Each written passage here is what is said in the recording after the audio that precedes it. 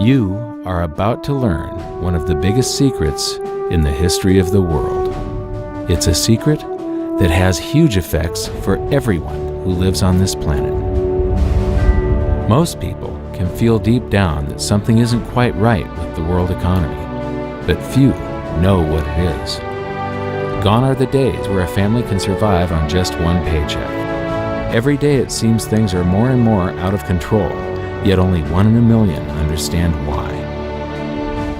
You are about to discover the system that is ultimately responsible for most of the inequality in our world today. The powers that be do not want you to know about this, as this system is what has kept them at the top of the financial food chain for the last 100 years. Learning this will change your life because it'll change the choices that you make. If enough people learn it, it'll change the world because it'll change the system. For this is the biggest hidden secret of money. Never in human history have so many been plundered by so few, and it's all accomplished through this, the biggest scam in the history of mankind.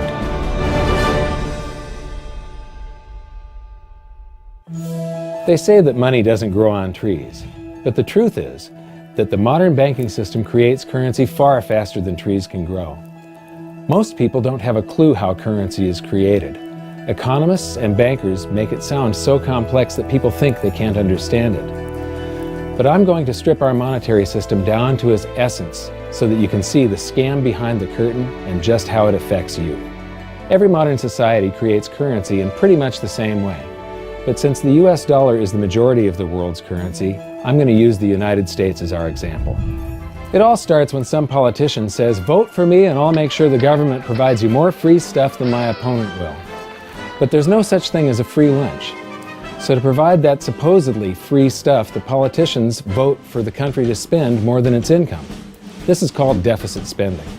To pay for that deficit spending, the Treasury borrows currency by issuing a bond. So what's a bond? If you think about it, a bond is really nothing but a glorified IOU. It's a pretty piece of paper with numbers printed on it that says, "Loan me $1 trillion today, and I promise over a 10-year period I'm going to pay you back that $1 trillion plus interest." But what you need to understand is that Treasury bonds are our national debt. These glorified IOUs are to be paid back by you and I and our descendants through future taxation. Therefore, when the government issues a bond, it steals prosperity out of the future so that it can spend it today. The Treasury then holds a bond auction, and the world's largest banks show up and compete to buy part of our national debt and make a profit on it by earning interest. You'll notice that as we move through this process, the big banks are there, taking a cut every step of the way. This isn't by chance, as you'll see shortly. Then, through a shell game called open market operations, the banks get to sell some of those bonds to the Federal Reserve at a profit. To pay for the bonds, the Federal Reserve opens up its big old checkbook and writes bad, bogus, counterfeit checks that should bounce because they're drawn on an account that always has a zero balance. There isn't 1 penny in there. To quote from the Boston Federal Reserve, "When you or I write a check, there must be sufficient funds in our account to cover that check. But when the Federal Reserve writes a check, there is no bank deposit on which that check is drawn. When the Federal Reserve writes a check, it is creating money." The Fed then hands those checks to the banks, and at this point, currency springs into existence. The banks then take that currency and buy more bonds at the next Treasury auction. But what is a check? A check is also an IOU. When you write a check, you're making a note that says, "Here's my IOU for cash. All you have to do is go to the bank and pick it up." Now, it's very, very important that you understand this process because we're going to come back later and show you the devastating effect this has on you. The Treasury issues IOUs, bonds. The banks then buy those IOUs with currency. The Federal Reserve then writes IOUs, checks, and hands them to the banks in exchange for the Treasury's IOUs, the bonds. And currency is created. So what's really happening is the Federal Reserve and the Treasury are just swapping IOUs, using the banks as middlemen, and abracadabra, presto, currency magically springs into existence. This process repeats and repeats over and over again, enriching the banks and indebting the public by raising the national debt. The end result is that there's a buildup of bonds at the Federal Reserve and currency at the Treasury. This process is also where all paper currency comes from. The Federal Reserve and the government mistakenly call it base money because they didn't watch episode 1 of this series and they don't know the difference between money and currency. But I will correctly refer to it as base currency because it is not money. It is currency, and as we've learned, there is a big difference. Money has to be a store of value and maintain its purchasing power over long periods of time. We learned in episode 1 that earlier in our history, our paper currency was just a claim check. It was a representation for real money of intrinsic value, the gold and silver that was held on deposit at the Treasury. You could walk into any bank and slap your currency, like say a $20 bill, on the counter and redeem it for real money, a $20 gold piece. But now, this base currency that's piling up back here is really nothing but a receipt or a claim check on an IOU, that bond. So it's really nothing but a supply of numbers. The Treasury then deposits the newly created currency into the various branches of the government, and the politicians say, "Hey, thanks for that." And the government does some deficit spending on public works, social programs, and war. The government employees, contractors, and soldiers then deposit their pay in the banks. Now, this may come as a shock to you, but when you deposit your currency with the bank, you're not actually depositing it into an account to be safely held in trust for you. Instead, you're actually loaning the bank your currency, and within certain legal limits, they can do with it pretty much anything they please. This includes gambling in the stock market and loaning it out, at a profit, of course.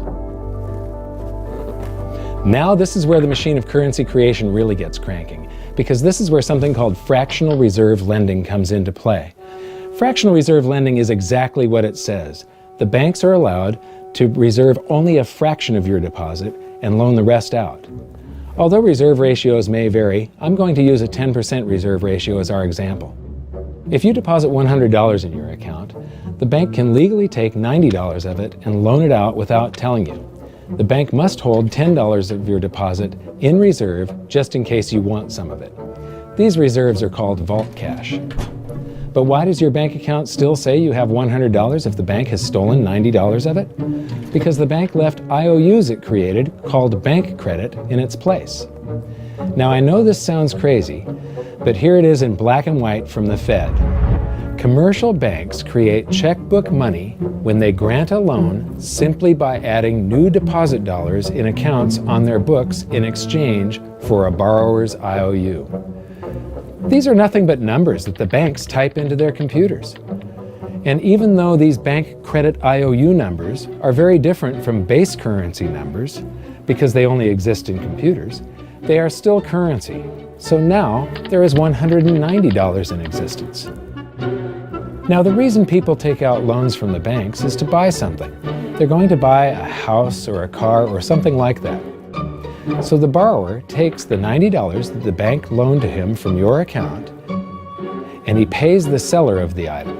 But then the seller deposits that currency into his account, and his bank loans out 90% of that and leaves bank credit numbers in its place. So now there's $271 in existence. This process repeats and repeats until under a 10% reserve ratio, an initial deposit of just $100 can create up to $1,000 of bank credit, all backed by $100 of vault cash, just 10%.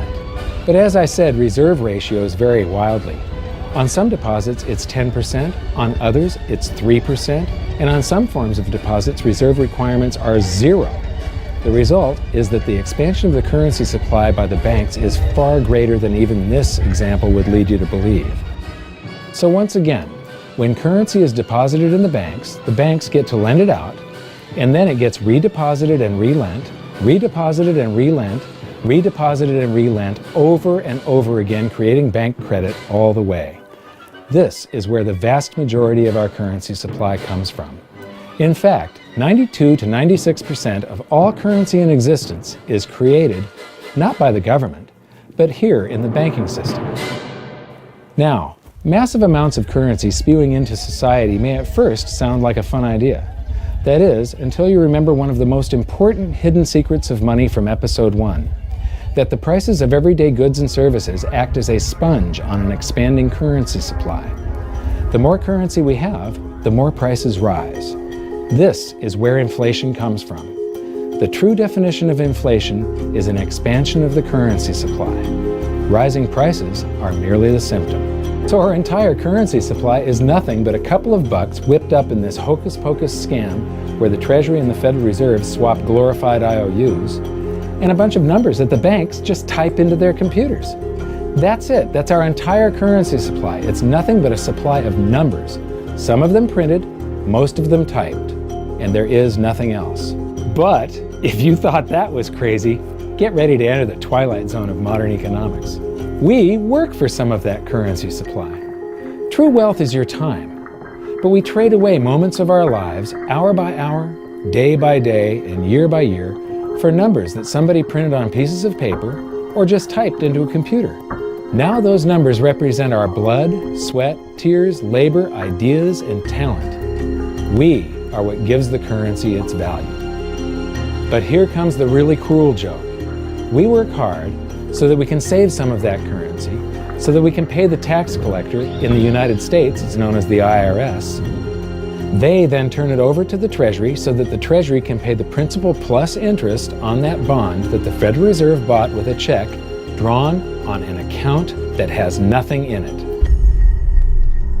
Now let's do a recap on this section, because this is where the system begins to rob you and I on a massive scale. Much of our taxes are not used for schools, roads, and public services, but to pay interest on bonds that the Federal Reserve bought with a check drawn on an account that has nothing in it. The Federal Reserve is committing fraud. But here's one of the biggest secrets of them all. Before the establishment of the Federal Reserve, there was no need for personal income tax. The Federal Reserve was created in 1913, and that very same year, the Constitution was amended to allow income tax. Do you really think this was just a coincidence? Ask yourself how much income tax you've paid over your lifetime. Much of it has been silently siphoned away into the hands of those who own the system. Yes, this system has owners. Who they are is an even bigger secret that we'll get to shortly.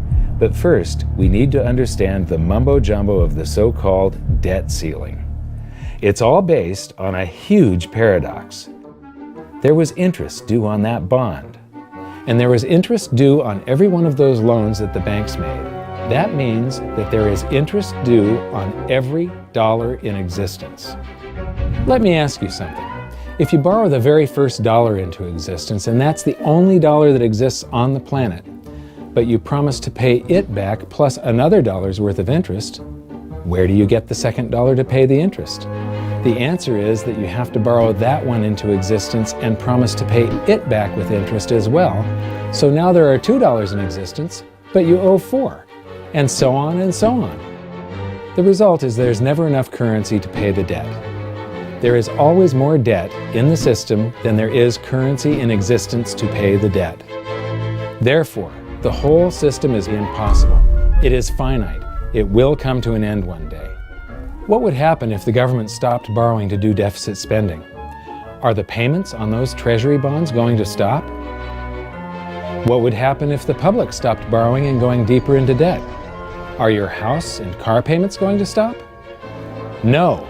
There is a payment due every month on the principal plus the interest on every dollar in existence, and those payments do not stop. If we stop borrowing, then no new currency is created to replace the currency that we used to make those payments. Whether you're making a payment on a loan or paying tax to make a payment on a bond, the portion of the payment that goes to pay off the principal extinguishes that portion of the debt. But the debt also extinguishes the currency. Currency and debt are like matter and antimatter. When they meet, they annihilate each other.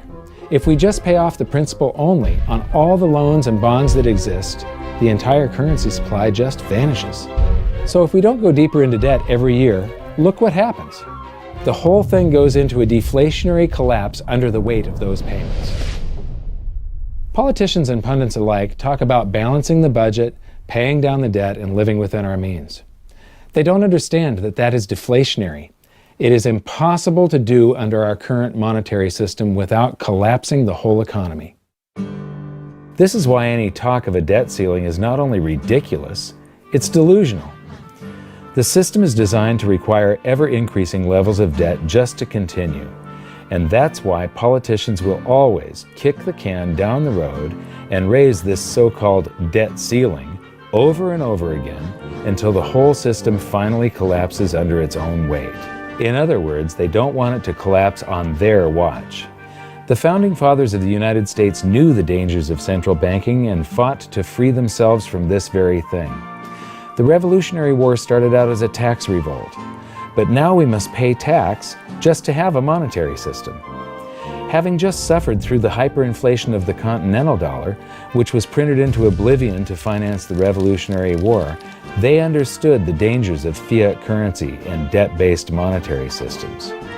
So to protect future generations from institutional theft and out-of-control government, they wrote into the Constitution that only gold and silver can be money for the simple fact that you can't print them. Our current system is not only unconstitutional, but it robs us of the liberty and prosperity our forefathers fought and died for. We are all feeling the effects of ignoring the Constitution right now. By forcing more currency into circulation, our purchasing power is diluted. Inflation is a slow and insidious stealth tax that is simply the result of this debt-based monetary system. This system empowers and benefits those who create the currency and receive it first, as they get to spend it into circulation before it has an effect on the economy. They're stealing purchasing power from you and transferring it to the banks and the government every hour of every day because of this false monetary system. And it's not like the people at the top don't know this. To quote the Federal Reserve, the decrease in purchasing power incurred by the holders of money due to inflation imparts gains to the issuers of money. This is a fraud. It is a pyramid scheme, it is a Ponzi scheme, it's a scam, and it's a lie. Our entire monetary system is nothing but a form of legalized theft. But here's the biggest con job of them all. The Federal Reserve is not federal, it has stockholders. There is no federal agency that has stockholders. What's a stockholder? A share of stock represents a percentage of ownership in a corporation. So the stockholders are the owners of that corporation. Therefore, the Federal Reserve is a private corporation with owners. And you can see it for yourself if you go to the Federal Reserve's website, and it will say, the stockholders receive an annual dividend of 6%. Now we know that the stock in the Federal Reserve was originally issued to the largest banks in the United States.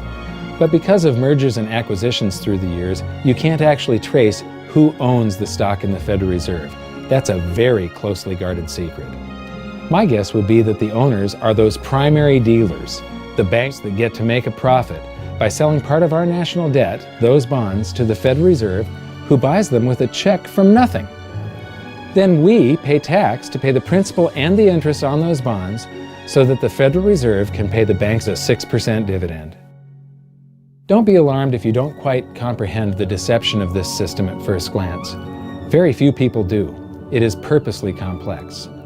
The economist John Maynard Keynes once wrote, "By this means, government may secretly and unobserved confiscate the wealth of the people, and not one man in a million will detect the theft." I believe that presented correctly, anyone can understand this system, regardless of how complex it is. So let's do a recap and break it down even more. The way the system works is that, step 1, the government creates glorified IOUs. These bonds increase our national debt and put the public on the hook to pay it back. Step 2, IOUs are swapped to create currency. The Treasury sells the bonds to the banks. The banks then turn around and sell our national debt at a profit to the Federal Reserve, which they probably own.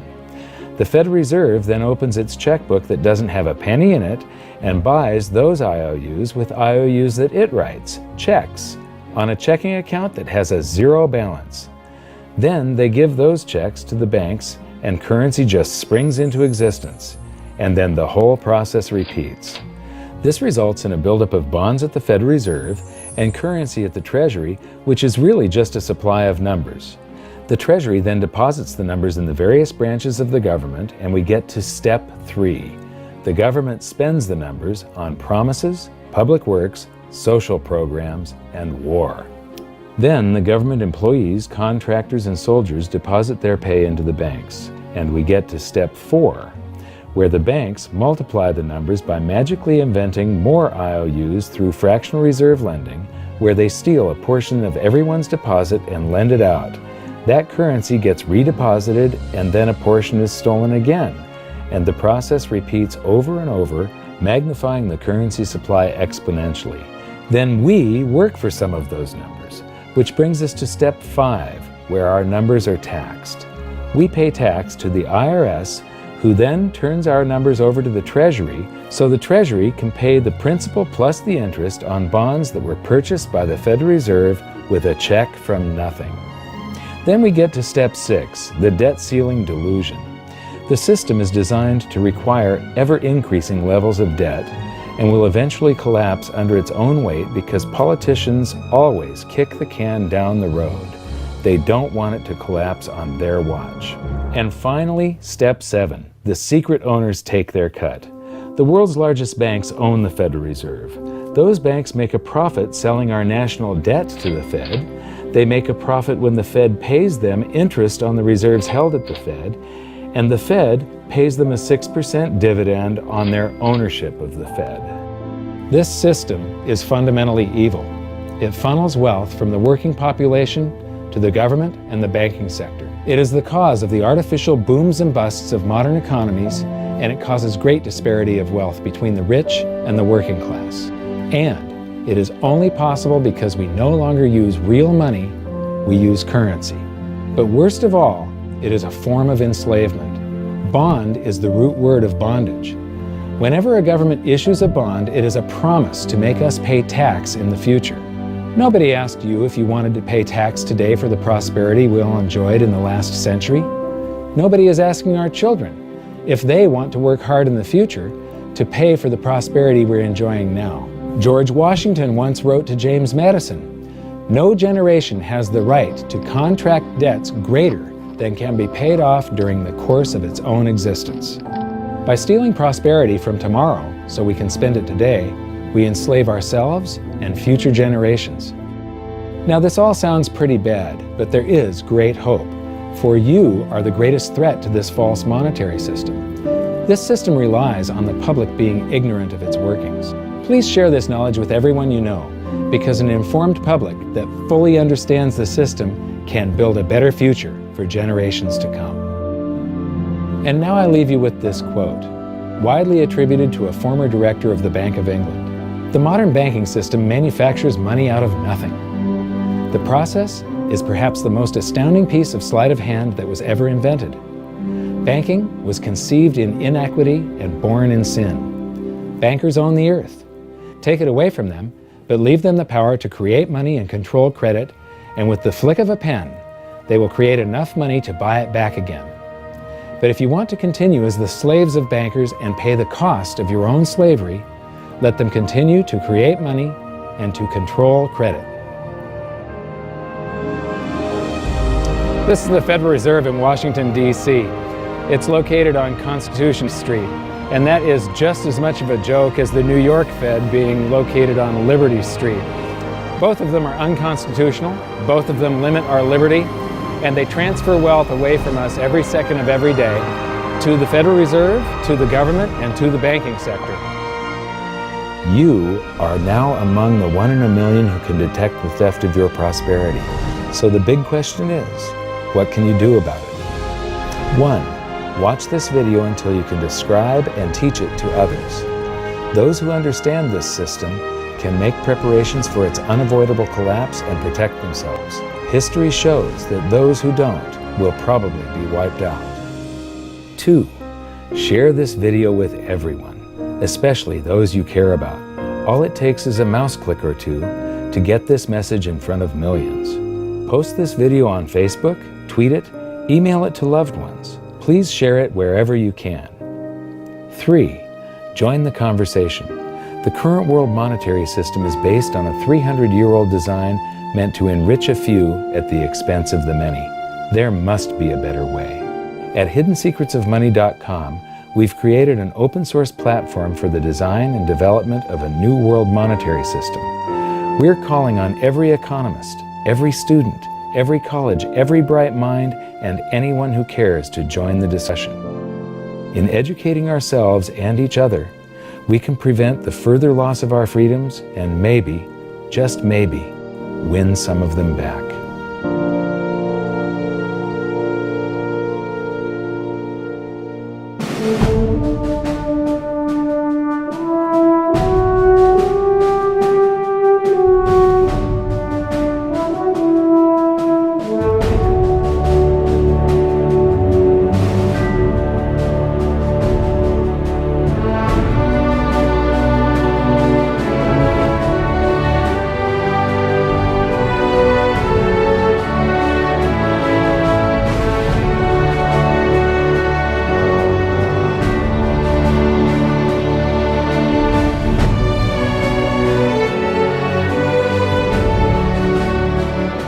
I think your episode 4 is very beneficial, very helpful. It's going to introduce these ideas to a lot of people, and like I've just been talking about, we have to change people's mind, and the more they understand it, the better.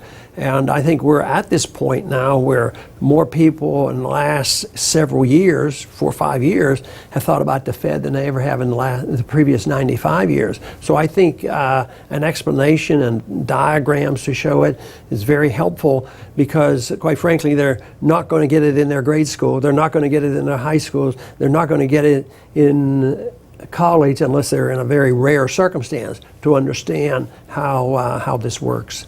You know, for years before I got involved in really studying gold and some of the things I write and talk about today, I was a monetary economist for decades. You know, in your video, you talk about the primary dealers. I was chief counsel and chief credit officer, one of the largest primary dealers for 10 years. So I had an inside seat on the Treasury market and have the privilege of working with several former vice chairmen of the Board of Governors, Manley Johnson and David Mullins, going back to the 80s and the 90s. So I'm very immersed in what you were talking about. And I thought it was extremely accurate, extremely clear. I didn't think you were stretching on any points. It was really like something out of a PhD course, except that it was very easy to understand. I think it's accessible. I think we're seeing a little bit of a revolution in communications in the following sense. You know, as you point out, the Fed was created in 1913. Well, in 1913, there was no web, there was no YouTube, no Twitter. There was really no one to kind of stand up and oppose the Fed or call them out, if you will, or really get into a discussion that everyday Americans could follow. That's not true now with social media and everything else. You can reach out to millions and tens of millions of people and tell them what's going on. I think you've done that. You've done it successfully. I applaud it. I think this is a great video. I look forward to seeing it again. I know millions of people will enjoy it. Well, as we know, the Federal Reserve believes it can create money out of thin air, not realize money is supposed to represent real products and services. And what people don't realize is when the Fed does that, in effect, as Keynes pointed out, it's a form of taxation. It's a form of confiscation. And because people don't see it, the politicos get away with it, but it also undermines social trust. It just is corrosive throughout society. We're going to have a lot of turmoil in the coming years, but it's going to be the kind of turmoil that leads to positive things. So don't despair. Get out there and fight, because the tide is going to turn. This is going to be the statist's last stand. Thank you. This episode of Mike Maloney's Hidden Secrets of Money was brought to you by GoldSilver.com and the new Silver Pegasus Round. To learn how to protect your family and turn the coming economic storms into opportunity, visit GoldSilver.com.